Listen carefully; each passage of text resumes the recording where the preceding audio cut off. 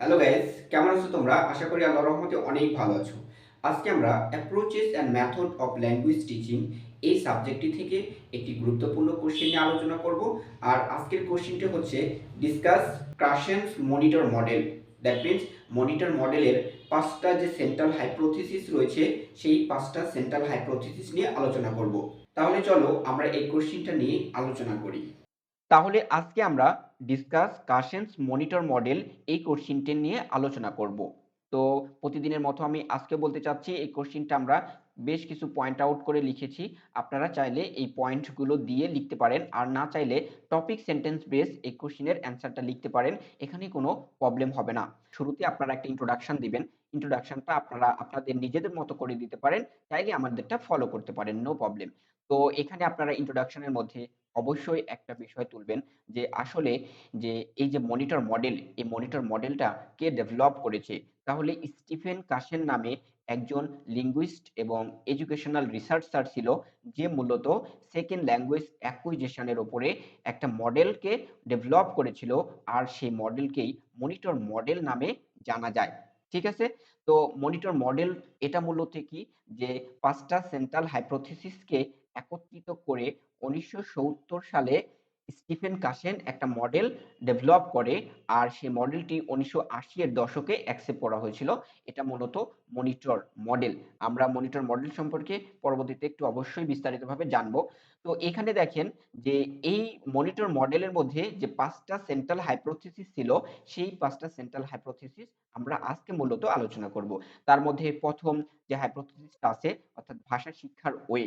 ওকে, তো প্রথম যেটা আছে সেটা হচ্ছে অ্যাকুইজিশন লার্নিং হাইপোথিসিস। অর্থাৎ অ্যাকুইজিশন মানে কি, অর্জন, আর লার্নিং মানে কি, শিক্ষা। তো এই যে হাইপোথিসিস, অর্থাৎ একজন বাচ্চা বা একজন মানুষ কিভাবে সে মূলত তার যে ভাষা বা তার যে ল্যাঙ্গুয়েজ সেগুলো সে শিখেছে, এটা আমরা মূলত দেখব অ্যাকুইজিশন লার্নিং হাইপোথিসিস, এই হাইপোথিসিসের মাধ্যমে। আচ্ছা, তো আমরা একটু পড়ি। মূলত আমরা অ্যাকুইজিশন কি এবং লার্নিং কি এটার জানার মাধ্যমে এই হাইপোথিসিসটাকে সুন্দরভাবে জানার চেষ্টা করব। তাহলে প্রথমেই দেখেন যে this hypothesis or theory of Krashen, তাহলে এই হাইপোথিসিস গুলোকে কাশেনের যে থিওরি বলে আমরা অভিহিত করতে পারি। তাহলে এটা দাবি করে যে there are two way of second language development. অর্থাৎ আমরা জানি যে সেকেন্ড ল্যাঙ্গুয়েজটা কি, অর্থাৎ ভাষা শিক্ষার জন্য মানে প্রত্যেকটা মানুষের তো একটা ফার্স্ট ল্যাঙ্গুয়েজ আছে। ফার্স্ট ল্যাঙ্গুয়েজ হচ্ছে তার মাদার টাং। আর সেকেন্ড ল্যাঙ্গুয়েজটা কি, সেকেন্ড ল্যাঙ্গুয়েজটা হচ্ছে মায়ের মায়ের মুখের ভাষা শেখার পরে সে দ্বিতীয় যে ভাষাটা শিখবে সেটাই তার কাছে দ্বিতীয় ভাষা বা সেকেন্ড ল্যাঙ্গুয়েজ, আমরা টার্গেটেড ল্যাঙ্গুয়েজ এটাকে বলতে পারি। এখানে কোনো সমস্যা নাই। তাহলে এই মূলত অ্যাকুইজিশন লার্নিং হাইপোথিসিস এটা হচ্ছে দ্বিতীয় ভাষা শেখার একটা ওয়ে। আচ্ছা, আমরা যেমন অডিওলিঙ্গুয়াল মেথড, তারপরে হচ্ছে যে কমিউনিকেটিভ ল্যাঙ্গুয়েজ টিচিং, এই যে অ্যাপ্রোচ, এটা একটা অ্যাপ্রোচ, এগুলো এগুলো পড়েছি না, সেম এটা একটা হচ্ছে যে এই অ্যাকুইজিশন লার্নিং হাইপোথিসিস, এটা হচ্ছে যে সেকেন্ড ল্যাঙ্গুয়েজকে ডেভেলপ করার একটা ওয়ে মাত্র। তাহলে সেকেন্ড ল্যাঙ্গুয়েজকে মূলত দুইটা ভাবে হচ্ছে যে ডেভেলপ করা যায়। একটা হচ্ছে অ্যাকুইজিশন, আর একটা হচ্ছে লার্নিং। অ্যাকুইজিশনটা হচ্ছে অর্জন, যেটা ন্যাচারালি চলে আসে, আর লার্নিংটা হচ্ছে যেটা স্টাডি করার মাধ্যমে কিন্তু শিখতে হয়। আচ্ছা, তাহলে মানে আমরা একটু পার্থক্য দেখব। মূলত অ্যাকুইজিশন এবং লার্নিং, এই যে হাইপোথিসিস, এটার মধ্যে আসলে অ্যাকুইজিশন এবং লার্নিং এর মধ্যে যে পার্থক্য, সেই পার্থক্যটা আমরা দেখব, এবং এদের মধ্যে যে সিমিলারিটি রয়েছে সেগুলো কিন্তু আমরা একটু দেখার চেষ্টা করব। আচ্ছা, প্রথমে আমরা এর জন্য একটু দেখি যে অ্যাকুইজিশনটা মূলত কি। তাহলে acquisition is a subconscious or unconscious and informal language process via interactional activities. তাহলে অ্যাকুইজিশনটা হচ্ছে মূলত একটা সাবকনসিয়াস অর আনকনসিয়াস, অর্থাৎ অবচেতন প্রক্রিয়া, যেটার মাধ্যমে আপনি নিজেও বুঝতে পারবেন না যে আপনি একটা ভাষা শিখতেছেন, তাই না? একটা ছোট বাচ্চা সে যখন ভাষা শিখে তখন কি সে বুঝতে পারে যে আসলে সে একটা ভাষা শিখতেছে, বা সে যে তার মায়ের ভাষা শিখতেছে সে কি প্রথমে বুঝতে পারে? অবশ্যই কিন্তু বুঝতে পারে না। দ্যাট মিন্স এটা হচ্ছে অ্যাকুইজিশন, অর্থাৎ সে সেটা অর্জন করলো পর্যায়ক্রমে, ন্যাচারালি সে সেটাকে অর্জন করতেছে। আর এখানে অ্যাকুইজিশনটা মূলত ইনফর্মাল হয়। ইনফর্মাল লার্নিং প্রসেস, যেখানে হচ্ছে অনেক ফর্মালিটি মেইনটেইন করতে হয় না। সবকিছু মেইনটেইন করে বা হচ্ছে যে কথাবার্তার ক্ষেত্রে যে বাইন্ডিং, এটা কিন্তু এই অ্যাকুইজিশন এ নাই। দ্যাট মিনস ন্যাচারালি একজন মানুষ বা একজন শিশু সে ভাষা শিখতেছে, তার সেকেন্ড ল্যাঙ্গুয়েজ শিখতেছে। আচ্ছা, আর এটা কিসের মাধ্যমে? ইন্টারঅ্যাকশনাল অ্যাক্টিভিটিস অর্থাৎ কথোপকথনের মাধ্যমে। আচ্ছা, এরপরে আমরা আসলে মূলত লার্নিংটা কি দেখি। তাহলে লার্নিং ইজ এ কনসিয়াস, আচ্ছা তাহলে it is a conscious learning via a formal process such as grammar and structure. অর্থাৎ লার্নিংটা হচ্ছে একটা সম্পূর্ণ সচেতনমূলক ভাষা শিক্ষার ওয়ে, যেটা আমরা হচ্ছে যে একটু বড় হওয়ার পরে স্কুল কলেজে বা হচ্ছে যে মাদ্রাসায় যেখানেই হোক, যে আমরা যে মানে যেভাবে ভাষাটা শিখি সেটাই হচ্ছে মূলত লার্নিং। অর্থাৎ আমরা যখন বিদ্যালয়ে গিয়ে ভাষা শিখি সেটা আমাদের হচ্ছে যে লার্নিং এর মধ্যে পড়বে। আর আমরা যখন প্রকৃতি থেকে ন্যাচারালি শুনতে শুনতে ভাষা শিখব সেটা মূলত অ্যাকুইজিশন এর মধ্যে পড়বে। আচ্ছা, বুঝতে পেরেছেন? তাহলে লার্নিং এর মধ্যে আপনাকে অবশ্যই গ্রামাটিক্যাল স্ট্রাকচার মেইনটেইন করতে হবে। তারপরে হচ্ছে সেন্টেন্সের যে স্ট্রাকচার সবকিছুই আপনাকে কিন্তু মেইনটেইন করতে হবে। আচ্ছা, এরপরে আমরা পরবর্তীতে যে পার্থক্যটা আছে সেটা দেখি। অ্যাকুইজিশনটা কি? তাহলে picking up a language via meaningful and interactional activities. অর্থাৎ ল্যাঙ্গুয়েজটাকে পিক করা হয় যে মিনিংফুল যে মানে জিনিসগুলো রয়েছে বা ইন্টারঅ্যাকশনাল যে অ্যাক্টিভিটিস রয়েছে সেই অ্যাক্টিভিটির মাধ্যমে। কিন্তু লার্নিংটা কি? It means knowing about a language. অর্থাৎ এইটা মূলত বুঝায় যে একটা ভাষা সম্পর্কে বিস্তারিত জানা। ঠিক আছে? আমরা যেমন ইংলিশকে সেকেন্ড ল্যাঙ্গুয়েজ হিসেবে শিখতেছি, তারপরে কি আমরা যখন স্কুল কলেজে যাচ্ছি তখন কি করতেছি? আমরা ইংলিশ ভাষা সম্পর্কে বিস্তারিতভাবে জানছি, তাই না? তারপরে সেই ভাষাটা কিন্তু আমরা শিখতেছি। এটা হচ্ছে বিষয়। তাহলে অ্যাকুইজিশন এবং লার্নিং এর মধ্যে যে পার্থক্যটা সেটা কিন্তু আপনারা অলরেডি বুঝে গেলেন। এরপরে আমরা আরো একটা পার্থক্য দেখব অ্যাকুইজিশন এবং লার্নিং এর মধ্যে। তাহলে অ্যাকুইজিশন এটা মূলত তাহলে it is long lasted and not classroom dependent. অর্থাৎ এই অ্যাকুইজিশনটা এটা আপনার দীর্ঘস্থায়ী হবে। এটা কখনোই শেষ হয়ে যাবে না। অর্থাৎ আপনি মাতৃভাষা যে শিখেছেন বা মাতৃভাষা যে অর্জন করেছেন সেটা কি আপনি কখনো ভুলে গিয়েছেন? অবশ্যই না। এটা আপনি ভুলবেন না।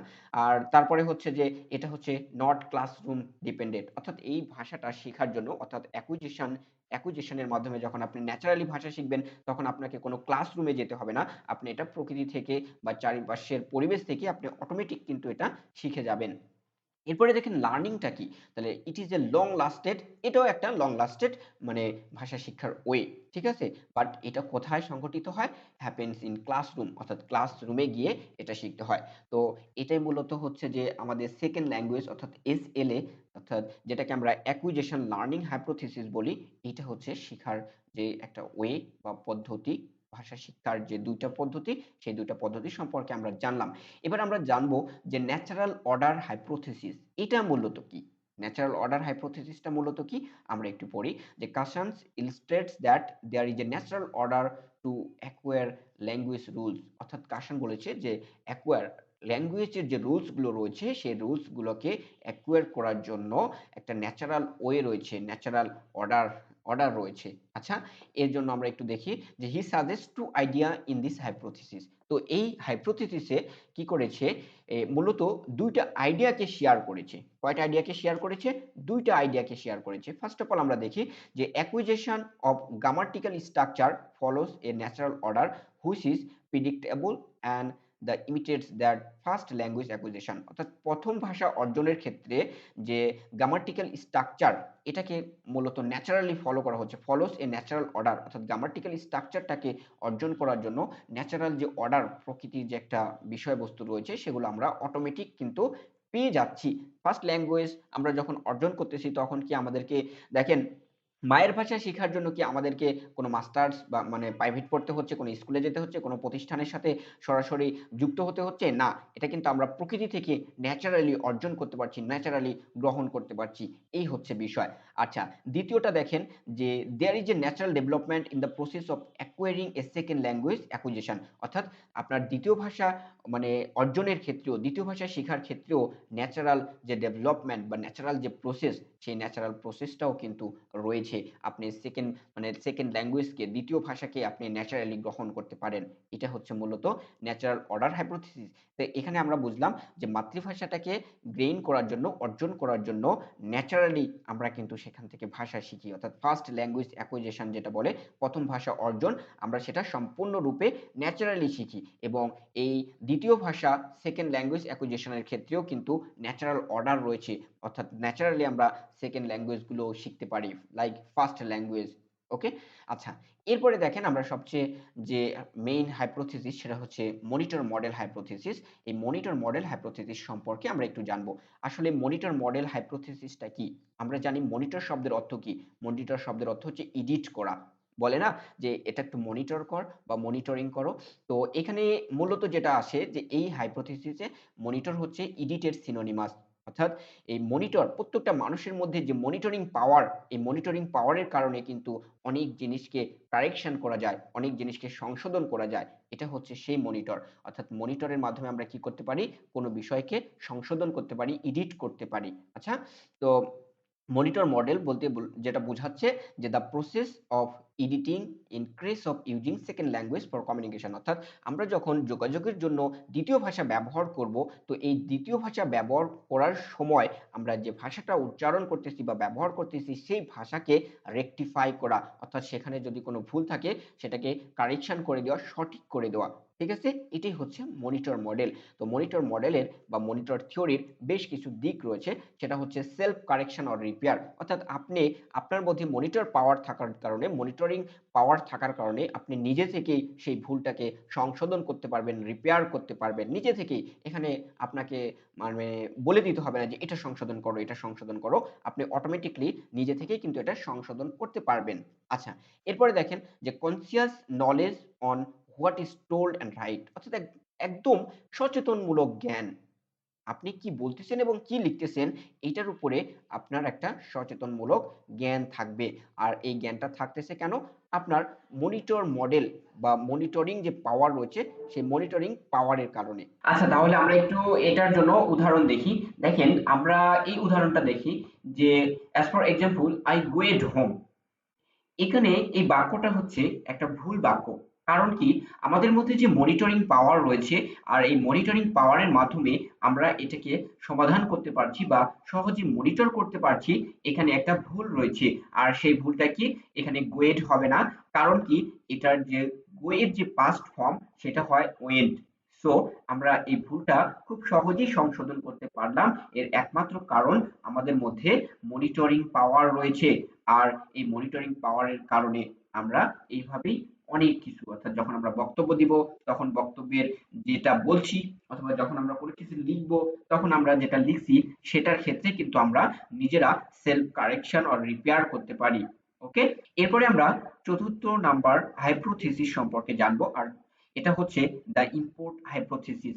তো এটা বোঝার জন্য আমরা একদম একটা সহজ উপায়ে দেখব যে দেখেন আপনার মধ্যে যে মানে ইমপ্রুভমেন্টটা রয়েছে বর্তমানে সেটা হচ্ছে কারেন্ট লেভেল। তো কারেন্ট লেভেলকে আমরা আই ধরবো এবং আপনাকে ডেভেলপ করার জন্য আপনার মধ্যে যেটা ইনপুট করা হবে সেটাকে আমরা ওয়ান ধরবো। তাহলে ইনপুট হাইপোথিসিস বলতে যে কারেন্ট লেভেল প্লাস ওয়ান, অর্থাৎ I plus one.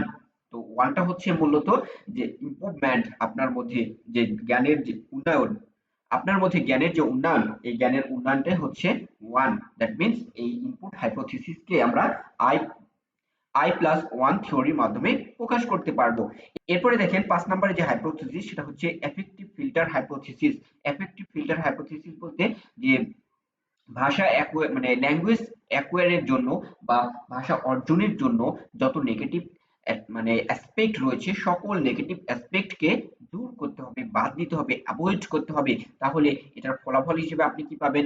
Low anxiety environment, self confidence, self esteem এবং সেলফ মোটিভেশন, এই সব কিছু কিন্তু আপনি পেয়ে যাবেন। আর এটাই হচ্ছে মানে কাশানের, মানে স্টিফেন কাশানের মত বা স্টিফেন কাশান এটা কিন্তু বলেছে। তাহলে আমরা এখান থেকে এই ৫টা সেন্ট্রাল হাইপোথিসিস অর্থাৎ মনিটর মডেলের যে ৫টা হাইপোথিসিস রয়েছে এই ৫টা হাইপোথিসিস সম্পর্কে জানলাম। তো আশা করি আপনারা বুঝতে পেরেছেন। পরবর্তী আমরা আরো একটা কোশ্চেন নিয়ে ডিসকাস করব। সে পর্যন্ত অবশ্যই ভালো থাকবেন। আল্লাহ হাফেজ।